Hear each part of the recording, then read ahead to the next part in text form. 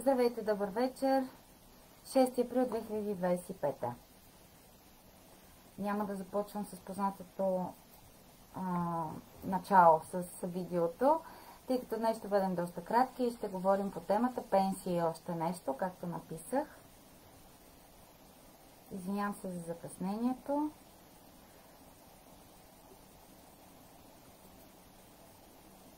Надявам се, ме чувате. Да. Много хубави, добри новини и най-голямата новост е, че съм технически подновена и по тази причина малко се забавих. Бихте ли написали как се чува? Днес ще говорим за пенсиите и още нещо, защото анонсирах тези дни една тема, която вълнува едва ли не всеки пети българин. Вече е известна годината, в която няма да има пенсии. И сега ще действам в стил TikTok. Знаете ли какво е TikTok? Отваряте и нещото, което ще видите там, е следното. Пенсиите приключват 2027 година. Това беше. Затваряме лайфа, новината е казана. Ако има хора, които искат да чуят същността, може да останат. Но всички останали, след като чуха годината, което видяха най-важното, хубав вечер ви желая. И тъй като нашата среща е за 5% от хората, сега ще продължа с следните уточнения.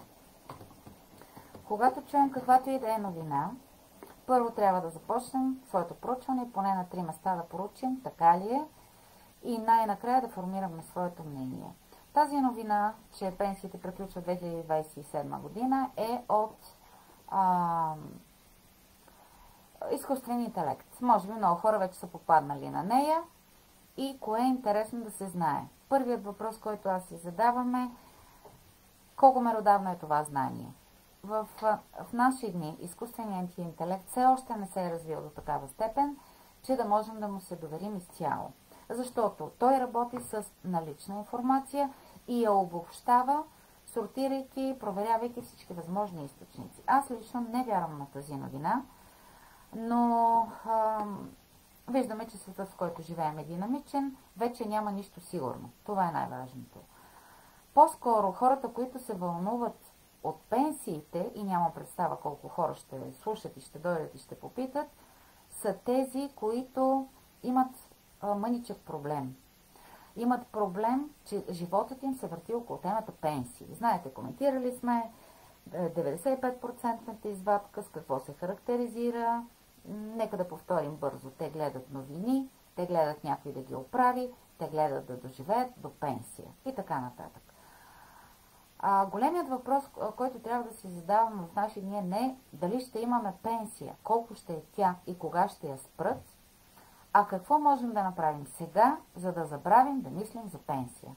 Ето, това е моето желание, приятно на всички, това е моето желание, за което искам да говоря.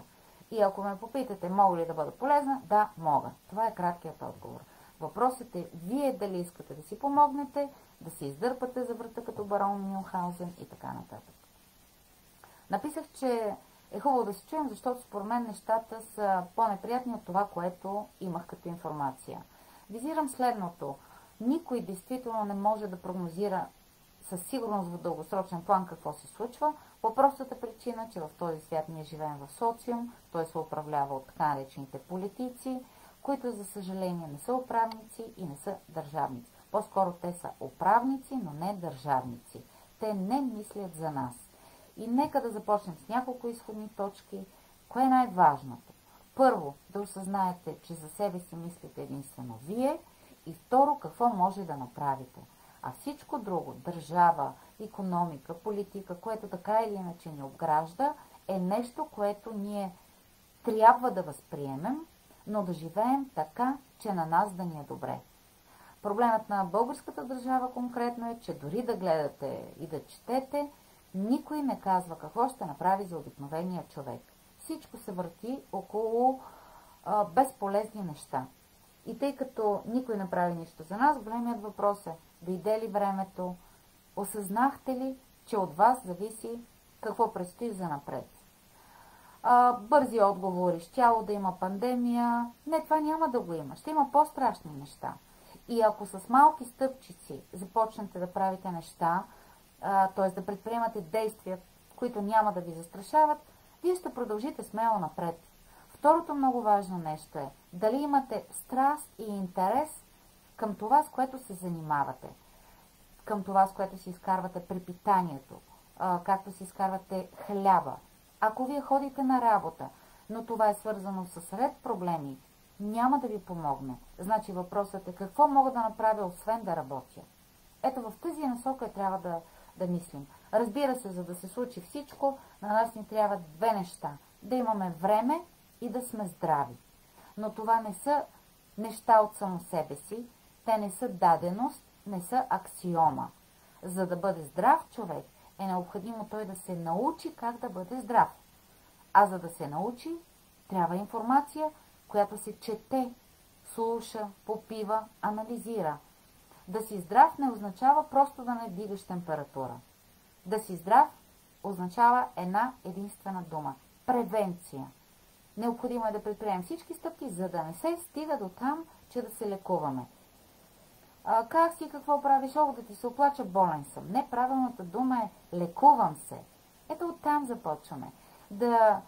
На подсъзнателно ниво да ви откликва във всеки разговор думата психосоматика. Знам, че моите приятели са запознати. Ако не знаете или ако сте забравили, отворете да видите колко е важно. За да сте здрав, е нужно да нямате психосоматични причини. Да нямате психосоматика. А това е причината за болестите.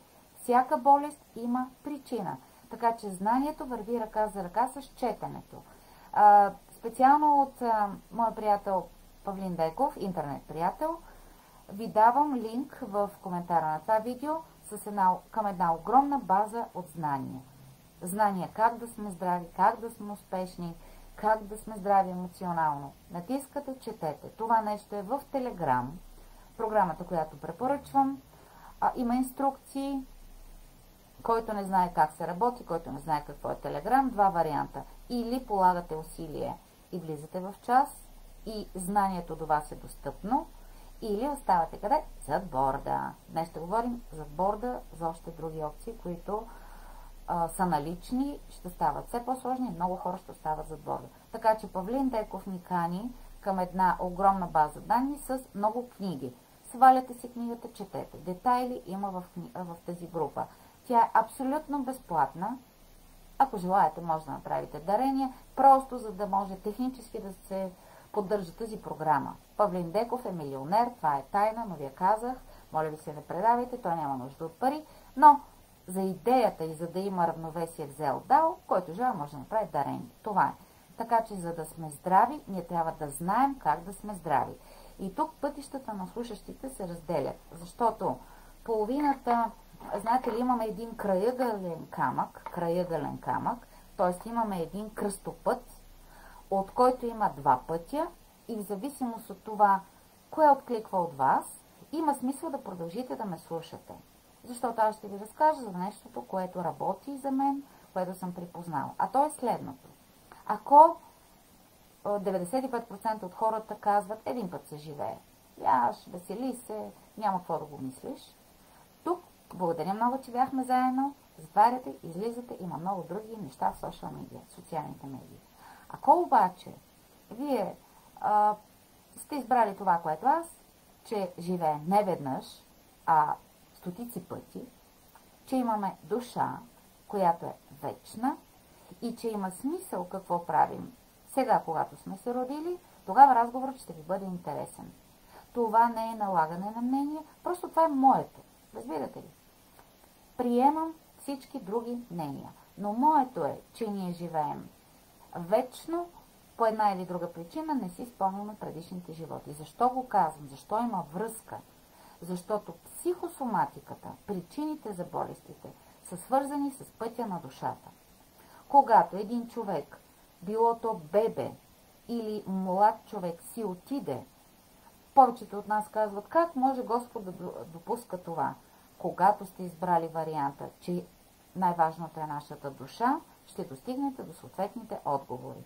Най-бързо една душа избира кога да си отиде, колко дълго да живее, защото знае, че ще дойде отново с други задачи. Това е много дълга тема и няма да разнищваме днес. Така че аз считам, че пътя на душата във всяко едно превъплъщение има за цел да се учи и да бъде щастлив човека, когато се е природил. А за да сме щастливи, това се случва в моя вариант, когато помагам на хората. С какво? С нещо, с което съм добра. Говоря и давам информация. За напред нашето общуване е улеснено. Затваряме лайфа, когато приключи, прочетете описанието, дори отделно ще го дам. Там има една форма за контакт. Приятели на Диана Делева. За напред, ако желаете, продължаваме. Попълвате формата, четете. Харесва ми, продължавам. Не ми харесва, приключвам. За напред нещата трябва да се променят, защото второто важно нещо, което казах, освен че искаме да сме здрави, за нас е време. Времето е най-важният ни актив в наши дни. А обяснението от хората, които казват аз нямам време, първо трябва да помислите дали те общуват и им е интересна темата, която разглеждаме днес. Хората, които казват аз нямам време, просто се оправдават. Те не търсят решения как да имат повече време. И в същия момент те не са наясно, че времето няма да се появи. То ще става все по-ограничено. И за да имаме време, трябва да направим, всеки избира какво, но елементарни неща. Да освободим, да се оттървем от това, което ни изяжда времето. Щях да завърша с този патос, но нека да го кажа сега. Нека да действаме както е въздушния балон. За по-младите, които не знаят какво е въздушен балон, качвате се на един балон, той лети в небето и гледате красотите на нашата прекрасна земя. Това е въздушния балон. Но има една тънкост. За да се издигне по-високо, да виждате по-широко, вашия кръгозор да се стартира, а не вашата гледна точка, е необходимо да се издигате нагоре и нагоре и нагоре, да виждате цялостната картина. А за да се издига нагоре високият балон, това го видях на едно място, много ми хареса, е необходимо да изхвърляме всичко, което пречи, всичко, което тежи на този балон. Ето това е важното. За да имате време, изхвърляте, изчиствате. Имах една снимка преди години. Кофа за нерви. Изхвърляте отношения, контакти, информация, всичко, което ви губи времето. За да освободиме малко местенце и оттам нататък да започнем да променяме живота си. Затова нашите разговори няма да са вече по 1 час и прочее. Обобщаваме. Пенсиите 27 година приключвали, а дали е така? Първо. Второ, това не ме интересува. Аз търся други варианти, как да не завися от пенсия. Ето това е много важна тема. Какво мога да направя, за да не треперя за някаква смешна пенсия? Време и здраве. Всичко друго се допълва. Дори парите не са тема. Когато вие имате здраве и знание, как да имате време и здраве, вие ще имате и пари, защото ще сте си освободили място да научите как да имате пари. Вариантите са много, който избързва с всичко, което ни заобикаля, може да работи с крипто, може да работи с изкуствен интелект. Има безброй възможности. Може да мечтаете безплатно. Никой не ви кара да плащате. И вашите мечти, знаете какво сме говорили, трябва да са огромни, не елементарно постижими. Това е. Имам вариант, мога да предложа, говорил съм много дълго време, сега повторих. Попълвате формата, продължаваме за напред. Ако обаче малко така в дреболи акцентираме, какво трябва да видим? Да кажем, аз се замисля и за хората, които получават пенсии в момента и те ще изпаднат в амок. Има паразитен шум, не ме чувате, така ли? Бихте ли написали дали звукът е добър? Може нещо да се е случило, сега ще проверя, защото някой писа, че звукът е идеален. Възможно е. Напишете, моля ви, как е звука.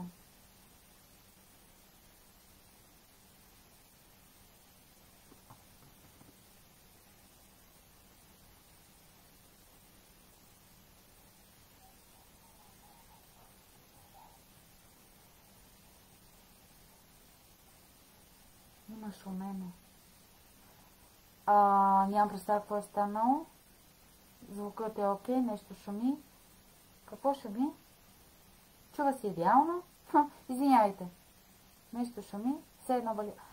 Вали дъжд. Ако е това, имам аквариум. Извинявам се. Добре. Не се чува добре.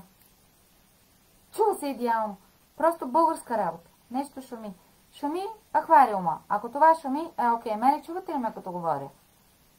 Здравей, Катя. Глухо се чува. Добре, това е много добра тема, малко да се отвлека. Шумът е от една водичка, това ми е аквариума с златните рибки. Ако не се чува, вентилатор може да е климатика. Добре. На всички, които им е слабо. Ето това са хора, които имат какво да научат. Отворете, четете как. Момент да видя. Извинявайте, само една секунда, пиете една вода. Аз да чуя и ще преценя дали е добре.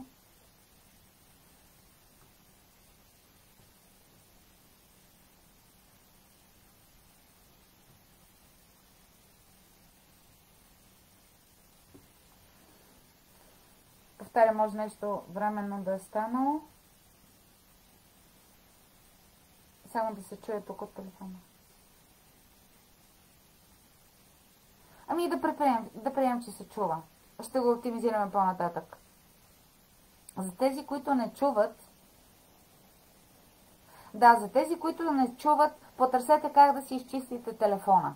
Телефона се чисти както се чистите дома, както се чистите печката и къщата. Телефонът ви е препълнен. Когато той е препълнен, не се чува добре. Това е един от проблемите. Добре, извиняйте за това лирично отклонение. Ако чувате вода, това е аквариума. Окей, извиняйте. Това ще го изрежем от видеото. И ето сега се разконцентрира. Тези, които имат пенсии, си замислих. Някои хора имат много високи пенсии. Ето там може да има лек нюанс, както казват в успокоителните видеа. Ако взимат пенсия на тавана, знаете, тя е сериозна сума, работи се по въпроса, ние да нямаме нищо и може би ще имат пенсия за напред, но тя няма да е на тавана, а ще е на фона на безусловния базов доход. Той ще взимат, всички хора ще взимат някакви пари, да кажем 1000 лева, а не 3000. Мисля, че е толкова сега максималната пенсия, но никой няма да ни пита искаме или не искаме. Като цяло светът върви натам да се предприемат и правят действия, които не ни харесват. Това може да се случи. Най-притеснителното от всичко, което се случи последните дни по материалите и видеята, качила съм на стената, много хора са видели, е, че действително може да ни приемат в еврозоната. И тук слагам точка. Аз няма да коментирам неща, които ви отнемат времето в разни ток-шоута. Отидете, гледайте, слушайте. Много благодаря, Роси, че се чува. Добре, има малко шум. Така. И в този вариант, когато имате безусловен базов доход, нищо не може да направите. Въпросът е, докато се стигнеше за тези неща, какво може да направим? Докато стигнем до тези неща. Еврозоната, ако нашите управници действително ни вкарат там, знаете, че тук те са толкова безгласна буква, че колкото и ние да си губим времето в разни материали, които да четем, няма да ги променим. Как може да не сме зависими от пенсия? Това е единия въпрос. И второ, как спокойно да приемате технологиите, които навлизат в живота ни. Какво визирам? Разказвала съм ви много пъти и сега бързо да кажа.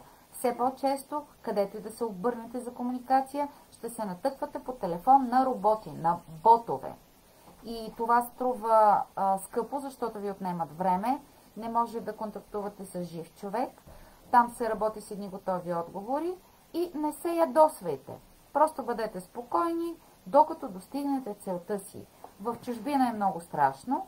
Там ви прехвърлят и може да отнеме 5, 10, 20, 40 минути, докато си решите проблема. Но това навлиза. Няма как да избягаме от него. Учете се на всичко, което ви е трудно. Така развиваме нови неврони в мозъка. Сетих си да дам един друг много добър пример. Когато хора на средна възраст отидат и да видят своите по-възрастни родители, там роднини, леди, чичовци. Вместо да празнословим, да бистрим политика, да говорим безмислени неща, сега помогнете на всички ваши възрастни роднини, от майки, бащи и така нататък, и кажете: мамо, тате, днес съм дошъл да те науча на едно нещо. Например, как да имаш телеграм, как да си качиш едно видео, как ти да качиш видео. Разбирате ли, учете вашите възрастни роднини на полезни неща. Утре те ще бъдат затворени в един телефон. Аз имам компютър, някой човек... Не, моля ви, не коментирайте еврозоната. Моля ви, Филка. Не, разговорът е приключен. Това е загуба на време. Разбирате ли?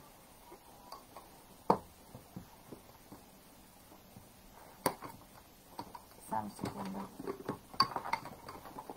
Това е загуба на време. Моля ви, на стената ми не коментирайте еврото. Не зависи от нас. Но вие трябва да с лекота да правите всичко. Плащания по интернет. Любимата тема. Ако вие не се научите или вие не научите вашите възрастни роднини и приятели как да плащат в интернет, когато ни приемат в еврозоната, без да коментираме повече, те ще имат проблем. Защото тогава искат или не искат, няма да плащате с пари в брой. Всичко ще премине на плащане онлайн.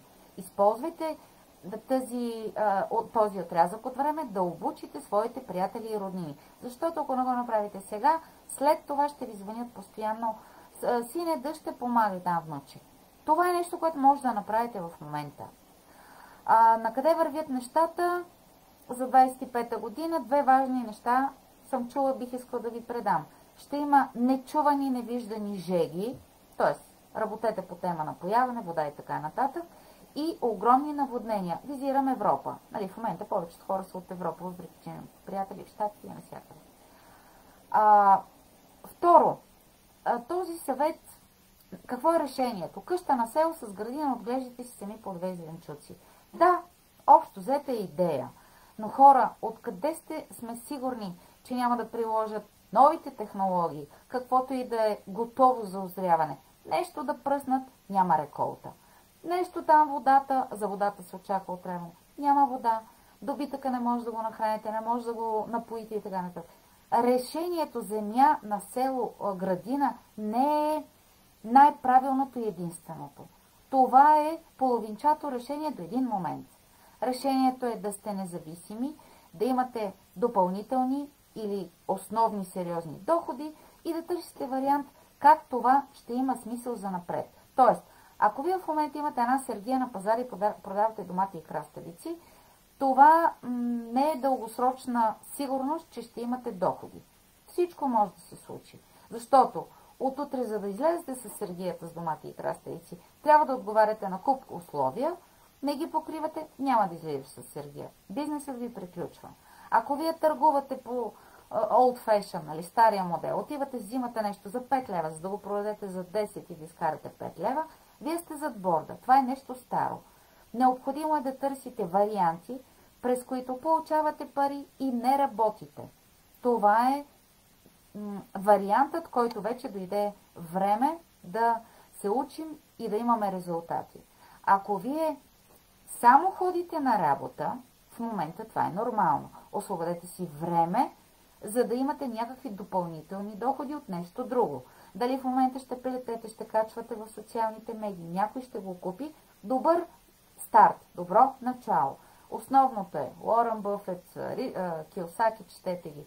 Основен доход, допълнителен доход. Ако вие имате наем, добре, нещо допълнително. Ако вие сходите само на работа, ще имате огромен проблем. Защо? Защото там моделът, да го напомним, работите, товарят ви още, съкръщават хората, които нищо не правят, дават ви на вас тяхната работа, вашата работа не я увеличават, не ви правят двойна заплатата, а ви дават там мъничко, някакви трохи, вие не може да се откопчите, защото нямате какво друго да правите и така ще изкарате до кога? До когато ви дойде до тук и или сами си вземете шапката, или ви пуснат предизвестие, защото някой по-млад човек, който няма грам стаж, ще е готов да работи на половината от вашата заплата, само и само да започне. Така че вие сте в много проблематична зона. Още нещо. New Age.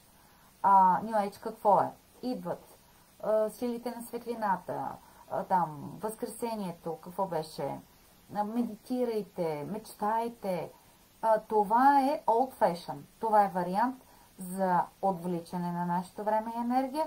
Едни обещания, че някога нещо ще се случи. Ако ви е интересно, продължавайте. Ако искате балона да се издигне нагоре, така, с ножицата освободили сте си време. Всякакви там терапии, курсове от типа аз ще ви науча на. Тук е свързано с даването на пари, никой не ви учи без пари. И дали ще има огромен ефект е силно подсилен въпрос. Тоест, отивайте, образовайте се, давайте пари там, където има смисъл. Научете се да филтрирате, къде просто някой иска да вземе някой лев от вас и няма да получите резултат. И тук има едно много интересно правило. Колкото по-скъп е курсът, толкова вероятността да ви дадат ценна информация е по-голяма. Тоест, курсът от типа за 50 лева, за 80 лева ще научите всичко, по-скоро само ще си изгубите времето и ще съжалявате. Инвестирайте, учете се. И тук също важен маркер. С телефон няма как да се учите. Това е елементарният отговор. До една степен, там до 1/10 от знанието ще се научите. Инвестирайте, образовайте се. Купете си лаптоп, знаете, или компютър. Защото много от функциите, аз като създател на съдържание, ви гарантирам, не са налични на телефон. Ето сега, за да направите живо предаване, телефонът не ви е достатъчен, ако искам да съм интерактивна, ако искам да го направя по-приятно. Сега, понеже след малко затварям, само говоря. Ето, половин час говоря. Нека да кажем един коментар. Много благодаря. Много усилия положих към моите родители да ги науча да имат нормален телефон, но не се получи. Останаха си с стария с копчета. Много благодаря на Верка за отговора. Аз съм се сблъснала със същото. Тук опираме къде? До изборът на душата. Душата е избрала да приключи до един определен етап на развитие. Просто мозъкът не е готов да приема нова информация. Приемаме. Добре. Важното е, че вие сте направили опита. Вие сте подали ръка и сте предложили. Казвали сте, това ще ти помогне, нека да те науча. Има такива хора, особено от още по-възрастната генерация. В същото време има хора, които на 70 години стават звезди в социалните медии. Изборът на душата. Важното е да пробваме.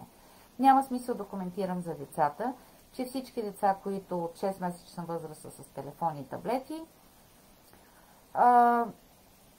родителите със сигурност ще съжаляват след години, когато тези хора пораснат, когато станат човеци. Друга дълга тема. Нали, да напомним, богатите позволяват на децата си колко 20 минути на ден максимум да са с телефон. Защо? Защото времето, което остава, освен тези 20 минути, се използва по много мъдър начин. То се използва за знание. Сега, бързо да повторя набързо това, което споменах, защото ми е по-лесно. Относно темата за работа. Когато хората кажат, нямам време, аз ходя на работа, споменете им това, което в момента маркирах и пак да прочета нещо от един лайв, който няма как да го видите, защото е заключен. В момента да имаш една работа и една професия е много стара концепция. Персонално всеки трябва да го осъзнае това нещо, тъй като светът и всичко в него се променят глобално. Това не важи само за България, това важи за всички страни. Ако някой търси сигурност, а именно финансова сигурност, а не пенсия, как да имаме пари, то тези възможности идват от доброто здраве, спокойствие и липса на стрес. Трябва да се търсят алтернативи. Аз трябва да търся алтернативи, за това говорим днес, които същевременно да не ви отнемат много време. Тези алтернативи не могат да бъдат да ходя на 2-3 места на работа, защото се скапвате, както ходят на работа в Америка, в Щатите и другаде. В България също е факт, че много хора ходят на 2-3 работи, дори става невъзможно. Затова трябва да се намерят алтернативи, които не изискват средства, по простата причина, че ги нямаш. Тогава т.е. ти не инвестираш, търсиш такива средства. И второ, средства, които не ти отнемат много време. По този начин можеш да си подсигуриш алтернативен допълнителен доход, който расте, разбира се. Това е концепция на всички хора, които са в добра перспектива. Ние сме на въздушния балон, гледаме от високо, виждаме цялостната картина и гледаме напред. Това е перспектива, а не аз утре съм на работа. Ако идеята тук в България е, че правителството ще ни оправи, вижте какво става в България, Европа, Америка. Идеята тук е, че някой ще дойде да те оправи. Това е абсолютно илюзорна идея. Много пъти сме го коментирали. Не това, което ние ви предлагаме в момента. Да търсите други начини, да се образовате, да имате допълнителен доход, да имате интерес и да ви влече всичко, което правите. Не това е фикция. Фикция, фикшън, измислено, фантастика е да ходите на работа. Ето това е основният проблем. Че хората приемат за нормално, аз трябва да ходя на работа. Това е най-важно. Така, значи, важно е по какъв начин ще използвате алтернативите, които ви предлагам аз, които ви предлагат другите хора. Просто трябва да търсите нещо ново. С пасивните доходи, това са доходи, които имате дори когато спите. Тоест, поработили сте сериозно в началото, свършили сте определена работа, след това колелото започва да се върти и идват пасивните доходи. Доходи на автопилот. Това е. А ако продължите да работите, преди 5 години сте ходили да работите, днес работите, още 5 години ще работите или още 2, зависи до кога ще ви позволят. Ако ме питате колко пари може да изкарам с допълнителен доход, ако се учите добре на това, което ви се предлага, вие ще си подсигурите един стабилен допълнителен източник на доходи в годишен план.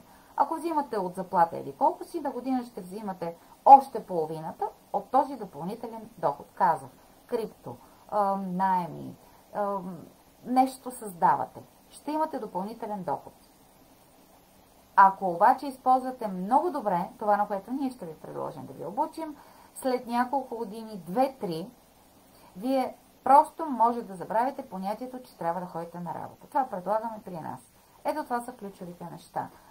Нашият път е всичко, което ни се случва. Не може само да вървим нагоре. Винаги нещо лошо се случва и си казвам, защо? Просто защото не може само да е хубаво. Нагоре, надолу, нагоре, надолу.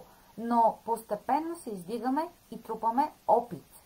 Всичко, през което минаваме, има смисъл. И сега, относно нашите мечти. Безплатни са, но проблемът е, че ние мечтаем на дребно. Необходимо е да мечтаем, както един мъдър човек ни предлага, толкова дръзко, толкова нереално да ни се случва, да ни се струва, че ще се случат и сбъднат мечтите ни. Ето това е голямата тайна. Давам ви един по-разбираем пример. Има статистика, че селекционерите живеят много по-дълго от хората, които ходят на някакви други работи. Защо? Защото селекционерите, мисля, че така се казва, не говоря за селекционерите на спортисти, те създават различни сортове растения, които след 10-20 години ще дадат плод и селекционерите живеят с една дългосрочна цел. Аз засаждам сега едно дърво, то ще роди примерно там след 20 години и ще изчакам да видя резултата на моя труд. Когато така далеч във времето е насочена вашата цел, Вселената Господ, този, който мисли за всичко, ще спомогнат да се движите много по-дълго време напред и да живеете здрави и успешни. Но голямото усилие, това, което трябва ние да направим, зависи от нас. Нали, това е пример колко дръзка трябва да е мечтата. Искам нещо много, много голямо. Не надребно. Така.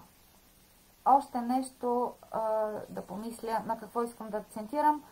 Нека да обобщим. Необходими са ни две неща. Време, което да освободим, да намерим кое да съкратим, и здраве. За да сме здрави, трябва да се научим как да сме здрави. Психосоматиката много ни помага. По този начин ще калите нервите си, няма да се ядосвате за глупости. особено обръщам внимание от социалния шум, от медийния шум. Дори ако щете, ще дойде момент, който аз вече осъзнах, че колкото и да са интересни различни подкасти, интервюта по социалните медии, казват се ток-шоута, в крайна сметка, когато то приключи, си задайте въпроса. Добре, двама души говориха 1 час. Да, беше интересно. Промени ли се моят живот от това? Имам ли аз допълнителни възможности? Получих ли аз някакви допълнителни доходи? Не. Просто си казвате, да, този е прав, другия не е прав. Така че бихте могли да съкратите и подкастите, интервютата. Да, този е интересен, онзи е още по-интересен, но това отнема време. Второ, много е важно да се научите как бързо да обработвате информацията. 2 неща. Скоростно четене и скоростно гледане на видеа. Просто бързо да ги гледате. Пускате едно видео с много интригуващо заглавие, пускате го да тече бързо. Чувате една дума, тя ви докосва. Спирате, намалявате скоростта и чувате същността. В наши дни никой не ви казва първо, второ, трето, пето. Никой не работи в стил TikTok. Пенсиите са до 27 година. Ако говорим за TikTok, там са хората, които имат вече, как да използвам думата, това е като болест.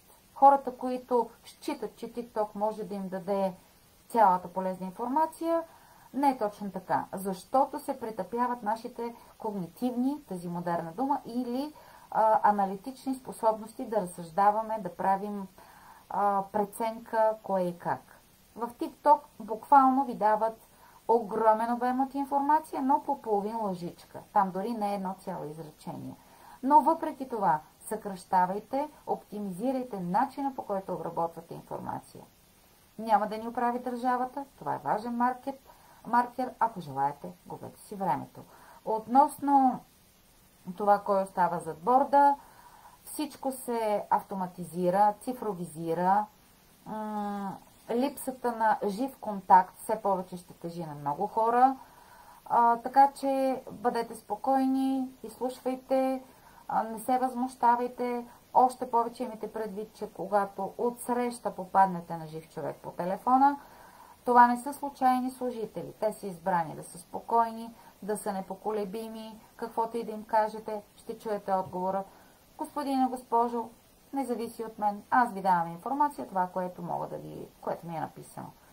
Пестете си силите, защото нещото, което чух и не знам как да го кажа, очаква се някаква огромна вълна от души, които ще си отидат.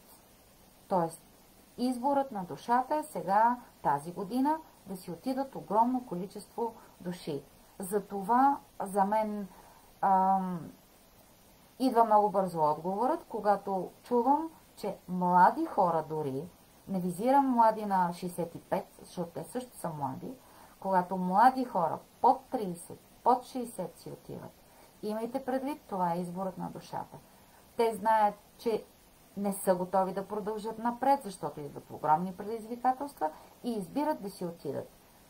Темата за раждането, смъртта и така нататък също е една много интересна. Търсете какво се случва след смъртта. Един път ли живеем, казахме. Темата за душата. Относно споделянето на информация, също да кажа, ако вие попадате на различни източници, те са ви интересни, но вие не ги споделяте, казвате си, това е само за мен, аз няма да го споделя, защото какво ще си помислят другите? Ако вие сте на тази тема, интересната думичка, която може да си запишете е чакри. Чакри, първа, втора, трета, пета. Тези, които си мислят, какво ще кажат другите, са на втора чакра, чакрата на комуникационните способности, чакрата на конкуренцията. Аз не мога да изляза по тази смачка на тениска, защото ще ме видят всички. Това е. Аз трябва да имам там, знаете, джуки, вежди, всичките еднакви от кълъп. Това е втора чакра. Четете и изберете аз на коя чакра искам да се развивам. Чакри, това са каналите на нашето енергийно развитие. Така че, ако вие видите информация и не я споделяте, въпреки че сте намерили много полезни зранца, вие първо не помагате на общото да се развива И второ, самите вие изоставате в развитието си. Вие ще сте по-успешни в момента, в който споделите нещо, което до вчера всичките ви приятели не са подозирали, че ви е интересно, и ви звъннат и ви кажат: абе, Диана, какви сте глупости да си сложила на стената си? И ти кажеш: за теб може да са глупости, за мен е ценно. Ето тогава вие растете нагоре. Защото сред хора, които дори не познавате, могат да видят нещо полезно и в точния момент вие да сте техния учител. Защото в този живот, както ми е казвала една дама, за която съм разказвала много пъти, ние сме или трамплин за другите хора, или сме учители в точния момент да ни помогнат, или за нас други хора са такива. Тоест в момента аз ви казвам нещо, то може да ви е полезно, но в същото време някой мен може да ми използва, за да извлече изгоди за себе си. Така че споделяйте. Сега, една дума за авторските права. Когато някой ви каже: това не е твой, що си го сложил на стената си, социалните медии са за да споделяме, за да шерваме, тази английскоязична дума. И когато споделяме, това е много по-полезно, отколкото да сложите лайк. Казвам, не събирам лайкове. Мечтата ми е, от 1% вероятност да се случи, искам да видя една моя публикация с нито едно харесване и с 20 000 споделяния. Ето това има смисъл. За мен не е важно сега да приключи лайфа и да ми насложите 15 лайка. Разбира се, аз ще благодаря. Там благодаря, Диана, супер. За мен е важно да споделите. Така че по този начин вървим и се издигаме нагоре. Време и здраве. И още нещо да прочета. Нещо, което много ми хареса. Ако някой има проблем с вас и разказва за това на всички други, освен на вас, на практика той няма проблем с вас. Такъв тип хора просто се наслаждават на вниманието, което привличат, говорейки за вас. По простата причина, че ако те разказват за себе си, никой няма да ги слуша. Това много ми хареса. И така, не търсете нова работа. Дала съм форма за контакт, ако желаете да продължите за мен с хилядите възможности, които ще ви предложа. Ако търсите работа, може да стигнете до изхода, до който аз стигнах преди 12 години. До вчера търсих работа, днес търся справедливост. Един съвет от приятел: там, където работите, няма справедливост. По-скоро ще ви уволнят или ще продължите по следващия цикъл. Нова работа, нова възможност да търси справедливост. Така че аз силно вярвам, че ще повярвате в себе си и след 10 години, ако си зададете един важен въпрос, разговора, който имахме днес, тази наша среща с важните неща, които обсъдихме, имаха ли смисъл за вас? Много се надявам този отговор да бъде положителен. Да си кажете: преди 10 години с Диана в лайф обсъждахме едни теми, аз съм днес тук и сега, добре, че тогава чух тези неща. Надявам се срещата ни да има смисъл. Така че, за абсолютен финал, нека да благодарим на всичко, което не се е случило, на всички наши провали, на всички наши неуспехи, на всички така наречени пропуснати възможности за трепетното очакване на надежда. Ние сме живели, дали сме всичко от себе си, опитали сме се, няма да съжаляваме, то не се е случило, но е останало едно трепетно очакване на надежда. Когато има надежда, интерес и искрица в очите ви от това, което правите, тогава има смисъл. Сърдечно ви благодаря. Истина е, очаквам всички хора, с които ще продължим, да попълнят формата. И исках само да кажа, че там е и линкът за Павлин Деков с огромната база знания. Благодаря ви.